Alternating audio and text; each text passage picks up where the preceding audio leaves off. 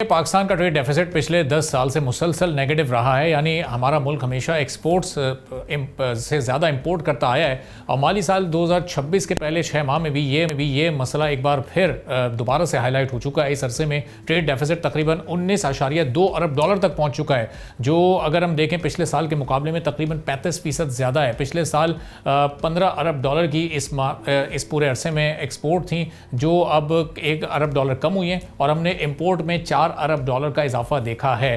तो अब इंपोर्ट्स दोबारा बहुत तेज़ी के साथ बढ़ रही हैं, और पाकिस्तान की एक्सपोर्ट ज़्यादातर टेक्सटाइल और चंद रिवायती चीज़ों पर डिपेंड करती हैं, और ये अशिया अब आलमी मंडी में पहले ही सख्त कंपटीशन का शिकार हैं। चैलेंजेस इनको दरपेश हैं। अब ये कैसे साल बेहतर हो सकती है, इस पूरी सूरत पर हम बात करेंगे। मियां जाहिद हुसैन साहब साबिक वज़ीर हैं, सनतकार हैं, हमारे साथ मौजूद हैं। जाहिद साहब, बहुत शुक्रिया प्रोग्राम के लिए, आपने वक्त निकाला। भी जो ट्रेड डेफिसिट इस वक्त 35% पिछले साल की निस्बत बढ़ा है, ये तो इस साल हम उम्मीद कर रहे थे कि कम होगा। उड़ान पाकिस्तान, उसमें एक्सपोर्ट को बढ़ाना था, प्लान अनाउंस किया गया, लेकिन अमली तौर पर हमें कुछ उसके उलट ही होता नजर आ रहा है। जी बिल्कुल, आपने दुरुस्त कहा। अगर हम 6 महीने का तजिया करें तो ये तकरीबन 19 अरब डॉलर का जो ट्रेड डेफिसिट है, तो पूरे साल का ये जाके हो जाएगा कोई 38 बिलियन या 40 बिलियन डॉलर के लगभग ये ट्रेड डेफिसिट है। तो लेकिन इसको हम सबसाइड करेंगे जो हमारी फॉरेन रेमिटेंस है।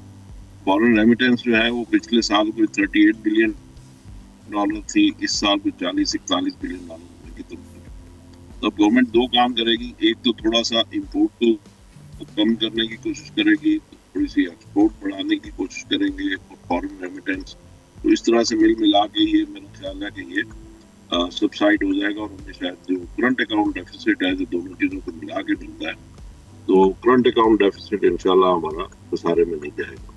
असल में इम्पोर्ट बढ़ने की रीज़न ये है कि चूँकि हमारी एक्सपोर्ट बढ़ नहीं रही है, और एक्सपोर्ट ना बढ़ने की बल्कि उल्टा थोड़ी सी कम हो रही है, तो अब लोगों को रोजगार देने के लिए जो गुर्बत बढ़ रही है, लोग बेरोजगार हो रहे हैं कॉन्ट्रैक्शन की पॉलिसी की वजह से, तो गवर्नमेंट ने ये सोचा कि थोड़ी सी इम्पोर्ट को खोला जाए, इम्पोर्ट को ईजी किया जाए, ताकि लोगों को रोजगार मिले और गुर्बत में कमी हो और कुछ GDP बेहतर हो। तो ये थी उसकी बुनियादी वजह, और मैं समझता हूँ कि ये ज़ाहिर इस वक्त करना ज़रूरी भी है। एक्सपोर्ट ना बढ़ने की रीज़न ये है कि हमारे यहाँ अभी तक कॉस्ट ऑफ डूइंग बिजनेस को हम कंटेन नहीं कर सके। हमारी बिजली की कीमतें जो हैं वो कम नहीं हो सकी, हमारा मार्कअप जो है, जो डिजायर्ड रेट है, वो नहीं हो सका, अभी भी 10.5% पे है, जबकि वो 6-7% पे होना चाहिए। बिजली की कीमतें जो हैं वो 9 सेंट का मतलब यह है कि वो 25-26 रुपए पर यूनिट होनी चाहिए, वो नहीं है। तो इस वजह से चूंकि कॉस्ट ऑफ डूइंग बिजनेस हमारी ज्यादा है, और फिर ऊपर से दहशतगर्दी के मसाइल भी हैं, तो इन वजूहात की वजह से हमारी एक्सपोर्ट अभी तक जिस तरह हम चाह रहे हैं वो बढ़ नहीं पाई। गवर्नमेंट की कोशिशें अपनी जगह बदस्तूर मौजूद हैं, लेकिन फिर IMF के मसाइल भी हैं, तो वो हमें बिजली की कीमत कम नहीं करने देते। ये चीज़ें हैं, ये इंशाल्लाह मैं समझता हूँ कि आगे आने वाले दिनों में रिजॉल्व हो जाएंगे। कोई ऐसी खास नाउम्मीदी की या परेशानी की जरूरत नहीं है।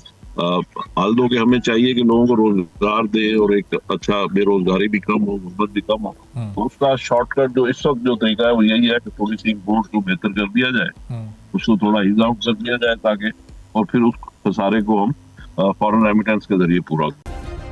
सब्सक्राइब करें और बेल दबाएं ताकि कोई खबर रह न जाए।